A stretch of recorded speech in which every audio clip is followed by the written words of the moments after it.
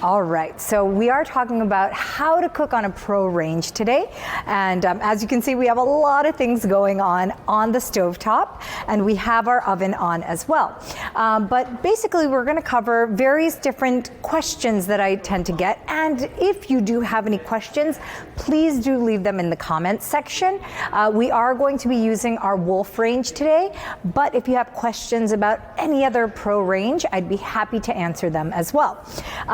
So let's start with BTU. This is always a really strong talking point when it comes to pro ranges, because most people automatically think the higher the BTU, the more powerful the range. So that is kind of a yes and no answer, because it really does also it also does factor in the type of flame, the output of the flame, the size of the pan. There's various different factors that you want to also consider. So what I'm going to do is a quick boil test here, just to kick things off. This is our highest powered BTU burner on this particular range, and this one is 20,000 BTU. This is our lowest powered BTU burner on this particular range, and that's 9,000 BTU. So I have some tomato soup that I have in the pans, and we'll just get them all set at the highest possible output for both, and we'll see which one actually starts to boil faster and what the difference is in terms of the power and time. So that's our first test, and you'll get to see that happen live. The soup in these pans was not preheated or anything, so we'll let that come to a boil. We also have over here, I have simmering some short ribs that have been braising. And this is really a great example of how we're utilizing something called the dual stacked burner. And this is using the extra low simmer function, which is one of the great benefits of a pro range, because you can go even lower than a regular simmer. So on the Wolf, you have something called a dual stacked burner. So you have a ring of the flame that is on the top, and then a ring of flame that is on the bottom. So when you want your highest output of heat, you're using the top, and then the lowest output of heat, and you're using the bottom there. And I just want to point out to everybody that we have a boil around the edges here on the 20,000 BTU burner. And we do have a little bit of heat coming off the top on the back one. So we know for sure that this is your highest powered BTU burner, because we're already seeing a boil happening. On our back to the short ribs here, they are slowly simmering away. So where that would come into play would be exactly as you see it, to perhaps do a low braise for something. Perhaps you want to hold a sauce. Perhaps you want to, just keep something warm over the course of the day. You can use that lower simmer function to do that. So we have that going, and I just want to now point out we are starting to see some bubbling around the edges on the lower BTU burner, and we have almost a full roaring boil on the higher powered BTU. So it was just a matter of a couple of seconds really to see the difference there.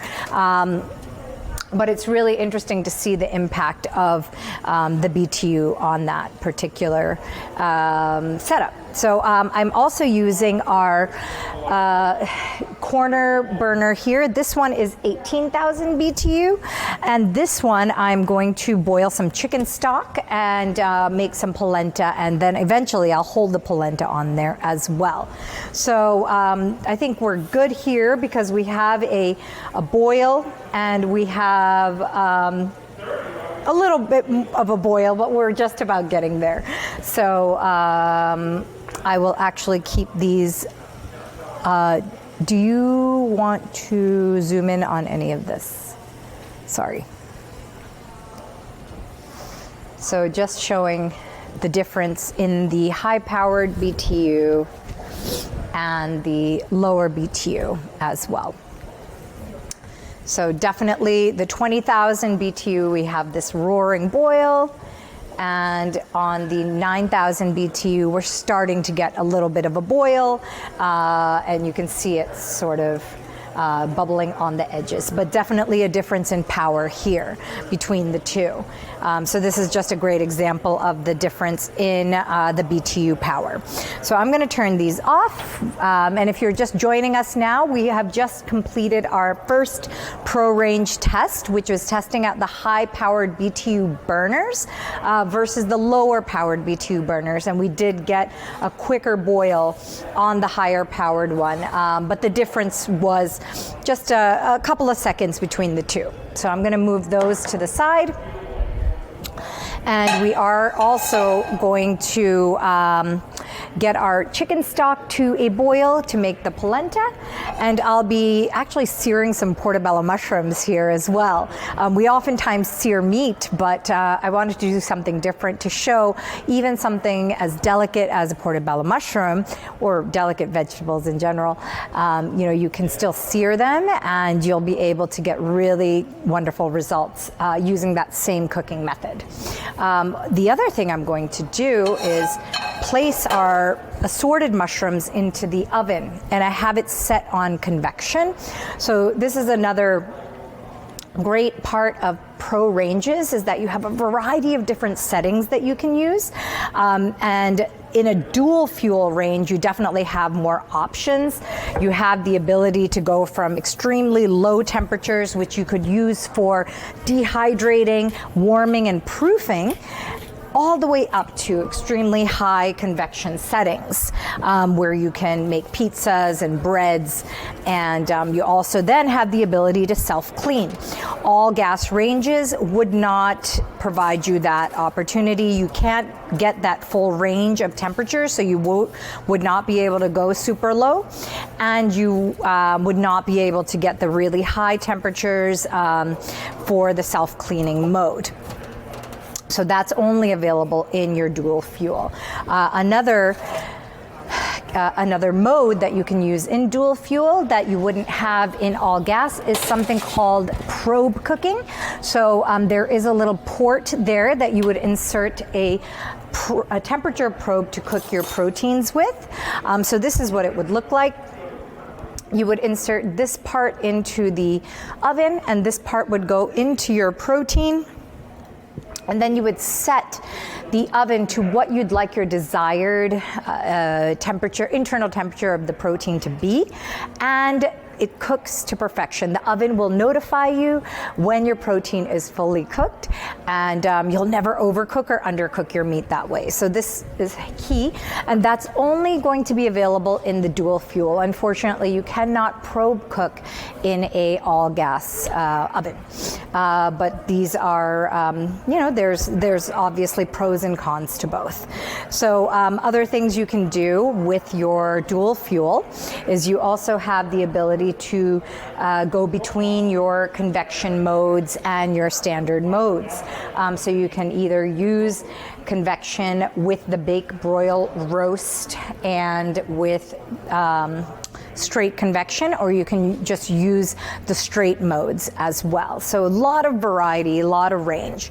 If you're using an all gas professional range, you will have the ability to use convection, but depending on the brand and the model, it's either going to have just a fan that's circulating the air into the oven, or brands like Blue Star have something that is called the true convection, where there is a heating element in addition to the heating of the regular oven as well. So that gives you extra power, and that would definitely lend itself to cooking more savory items like roasts, meats, and vegetables.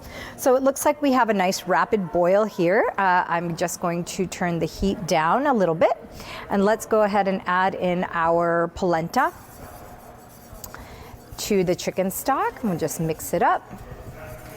And a whisk is always key when you're making polenta. It does help to break up any of the lumpy bits, and it helps you hydrate the cornmeal really evenly as well. So this looks pretty soupy right now, but as the polenta starts to hydrate and cook, it's gonna start to thicken up. So we'll just give that a couple minutes, and we'll actually add a little bit of cream to here as well, and a little bit of butter.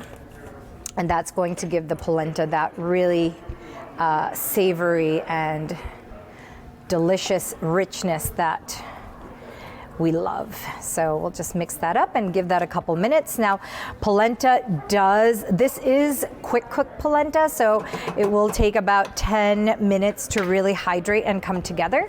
If you're using a regular cornmeal, that'll probably take around 25 to 30 minutes to fully hydrate and tenderize.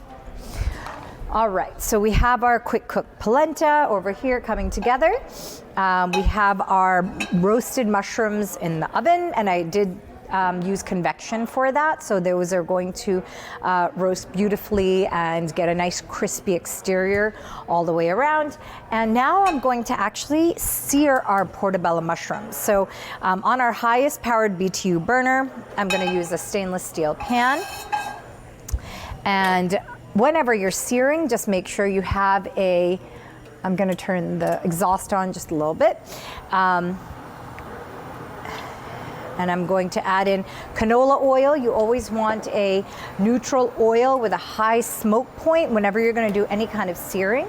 But I am going to season my portobellos with a little bit of olive oil. And then sprinkle a little salt and pepper on them as well. And just wipe my hands. And then we're gonna put them straight into our pan. And we're gonna get a really nice sear. So searing would typically be done on your highest powered BTU burner, but it really comes down to, again, the setup of your particular range. This is 20,000 BTUs, this one's 18,000 BTUs. So not a huge difference in the power there, but you'll definitely be able to achieve a sear on both. But if you are only using one burner to cook with, then you might as well use that one to sear with. And you can make your sauces and simmer on all the other burners as well. All right, so we have our portobello searing.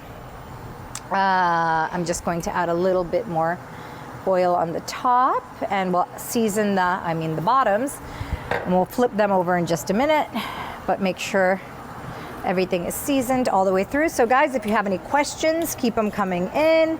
Happy to answer them. Just send them to our comments section and we will answer them for you live here. All right, and let's grab our other pan here. That's probably going to be a little hot. And I'm going to saute some vegetables for you as well. So again, the setup of our burners here, we have 20,000, 9,000, this is 18, 15, and 15. So you definitely, when considering a professional range, want to understand what your BTU output is, because you want to be able to do delicate things as well, or melt chocolate or melt butter on your lower powered BTU burners. So you don't want all of them super high powered, otherwise you won't get that range of temperatures. So just make sure you know what your BTU output is on all the burners. Now, when talking about professional ranges, you also can consider accessorizing it in different ways. So if you were looking to purchase a professional range and were also considering additional pieces to go with it, there are some configurations that come with built-in grills, built-in griddles, and French tops as well. So depending on the size, depending on the brand, and depending on how you cook, there's all those options available to you as well. So some professional ranges offer both grill and griddle options, typically the larger ones, about the 60-inch size ones. And then some, so we are getting a really nice high smoke here, high temperature, which is gonna give us a beautiful crust. I'm gonna flip those over so you can see. Are you getting a close-up of those? Awesome. All right, so see that? We're getting a really nice sear on those. So, yes, so I was mentioning you have options for grills, griddles, French tops, depending on the brand and depending on the size of your range as well. Now, we just did a really good grill versus griddle video, which should be published pretty soon. So you guys can definitely take a look at that to see if one is better for you over the other. And then if neither of them suit you, it's perfectly fine to go with an all gas professional range, and you can just buy grill and griddle pans to put on top as well. So again, depending on the brand, some brands even offer grills and griddles that you can put on as accessories, such as the Blue Star. So we have now really good sear on our portobellos. We're getting really good color. Look at that. Ooh, and we got some smoke as well. All right, I'll just turn the heat down there. But yep, that is actually just steam. There's so much moisture that cooks off of the mushrooms that it started to steam when I flipped them over. I'm actually going to add a little bit of stock here as well to hydrate them. But it just goes to show how hot that 20,000 BTU burner is getting. And our portobellos are almost cooked in just a matter of minutes. So pretty impressive, actually. So I'll add all my chicken stock there. And I am going to add a little bit of white wine. So whenever you're adding alcohol to a pan that's on a gas burner, make sure you remove it from the heat, add the alcohol, and then put it back on the heat. Otherwise, it could ignite and then you'd have a big flame. Eventually it'll burn out, but if you don't want to be shocked by the flame, then just take it off the burner. So I'm going to add a little bit of butter and some sprigs of thyme, and I'll let that all reduce down. All right, now let's check on our polenta over here. So we've had a couple of minutes to allow the polenta to hydrate. It looks super creamy, and that's the perfect texture. And what I'm going to do now is just finish it off. So I'm going to add some seasoning, some salt and pepper. And I'm gonna add some cheese. And then we'll just hold this until the rest of the meal is done. And it's another example of how wonderful that dual stacked burner or that extra low simmer feature is. Because polenta has the tendency to dry out, and this is going to just keep the temperature as is. And like I said, we're using the extra low simmer now. Here, and I don't know if you can see it there. It's kind of hidden, but it is on the lowest setting. So that's just going to keep our polenta nice and warm. And I will also turn on our last burner here to saute some broccolini to go with this delicious meal. All right, guys, again, if you have any questions about professional ranges, regardless of brand, send them in. We'd be happy to answer them. Right now, we are searing some portobellos on the 20,000 BTU burner. We have our 18,000 BTU burners in the front, so I'm sauteing and I'm holding my polenta. And on the 15,000 BTU burner, I am simmering our short ribs as well. So we'll just bring this to temp, and I will saute some broccolini to go with everything. And our portobellos look pretty good, so I'm just going to flip them over and let that sauce reduce down, and that pretty much does it. And then I can just plate everything up. All right, we have some good heat on our middle burner here, so I'll add in our broccolini, and we're just going to do like a pan char on the broccolini, and that's it. All right, and feel free to send in questions. We're happy to answer them live here. All right.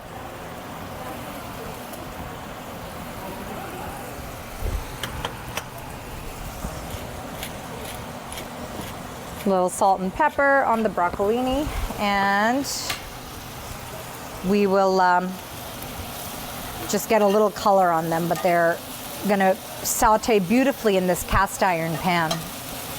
So another thing to think about when you are considering professional ranges is adequate ventilation. So I did mention grills and griddles and French tops. So obviously, depending on the size of your professional range and whether you're getting a grill or a griddle option or whether it's a 6-burner, you will need adequate ventilation, and you will need to factor in something called makeup air as well, but that's something that you can get into more detail about with the salesperson, and you know, this will all be available to you later on if you have any further questions about it as well.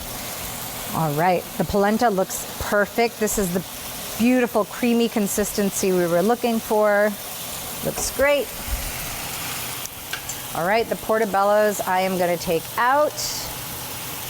Those look perfect. And we have a nice little sauce here as well. I'm just gonna add a little bit of cream to that and a little butter, and we have a little pan sauce then. Perfect. All right, guys, let me know if you have any questions. Again, we're just about to wrap up here and plate up our gorgeous polenta meal. But any questions you have about professional ranges, I'm happy to answer them. We have lots of brands here that offer lots of different varieties, lots of options, lots of colors, lots of sizes. So really the possibilities are endless. It really comes down to your cooking style, the size of your kitchen, the aesthetics as well, on which direction to go in. I think there's more versatility if you're going with a dual fuel option, because the electric oven has more range for cooking.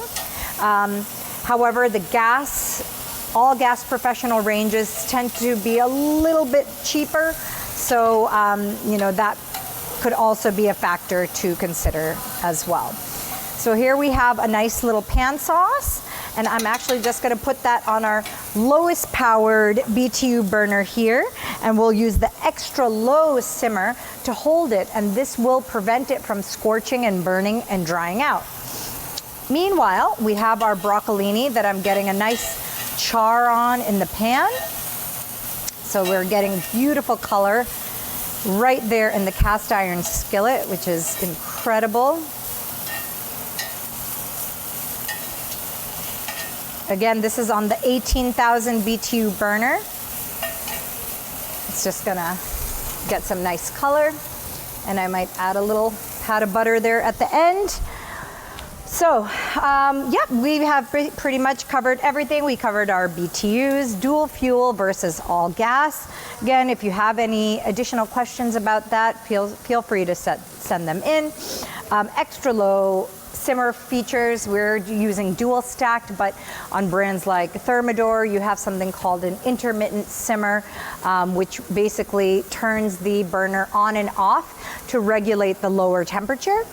And then you have lower powered BTU burners that also achieve that with certain brands as well. We have the options for griddles, grills, and French tops available with certain brands. So it just depends on the brand that you're looking for. And again, you don't have to commit to any of those if you don't want. You can obviously just go for the 6-burner option and then add the grills or griddles on it as accessories. Unfortunately, French tops cannot be bought as accessories. Those would have to be built into your professional range. With your dual fuel electric oven, again, you have the option to dehydrate with extremely low temperatures. You have proofing ability, and you have the ability to keep your food warm as well. All right, so I'm just gonna turn my timer off there, and it looks like our broccoli is nice and charred, so that looks fantastic, and it's still gonna have a really nice crunch to it as well. I'll just turn our heat off there, and I'm gonna start to plate up. And I'll check on our mushrooms as well. All right, and feel free to send any questions in, guys. If you have any questions or comments, just leave it in the comments section. All right, do have to taste before I plate. It's perfect, excellent. All right, so look at how beautiful this polenta was able to hold without drying out. I mean, that's pretty incredible. We were able to hold that for a good, so far it's been about 20-30 minutes. I cooked it, I held it, and we still have a really nice creamy consistency, and it's not drying out. So this is exactly what we're looking for. Our short ribs have been simmering away back here, so those look fantastic as well. Just gonna give them a little turn as well. So yep, these look great. No scorching or burning on the bottom, and that's definitely what you look for when you know, or that's what you don't want. You want to avoid any scorching or burning when doing any kind of stovetop cooking or braising. So that we have accomplished here, and we're just allowing the flavors to continue to meld and braise. All right, and our broccolini is definitely ready to come off the grill. And there we go. Just transfer that right here. All right, lovely. So let's turn that off. And our mushrooms are done as well. Okay, time to plate. Let's get this out of the way.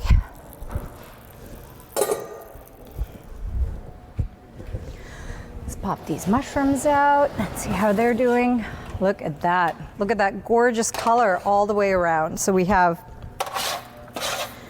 a variety of different mushrooms here. We had the king, the oyster, shiitakes, creminis, and what else do we have? The trumpets as well. So nice variety of mushrooms. So we have little crispy edges on those. Those are going to be perfect in this really hearty dish. All right, let's grab some polenta, put it on the bottom.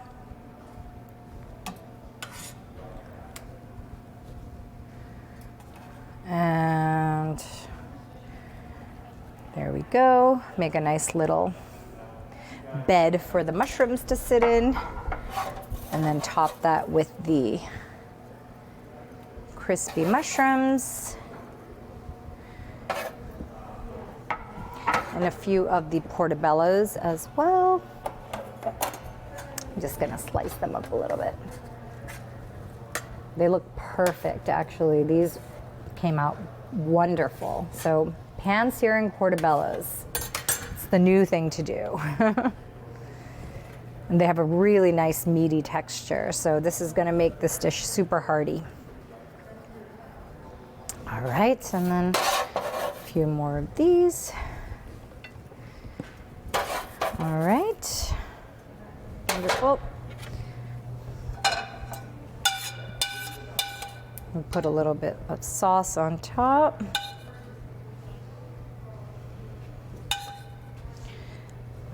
Looking good. And then I'll place some broccolini here as well. All right, almost done, folks. And the last finishing touch here is a shave of parm.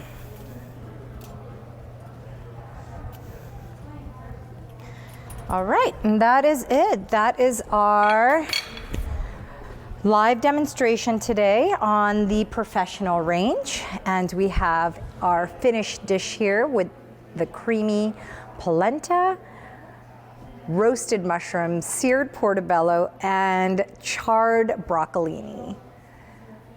So if you have any questions about professional ranges, leave your questions in the comment section and we'll definitely get back to you. This video will be available later on as well. And we look forward to seeing you again here at Yale Appliance.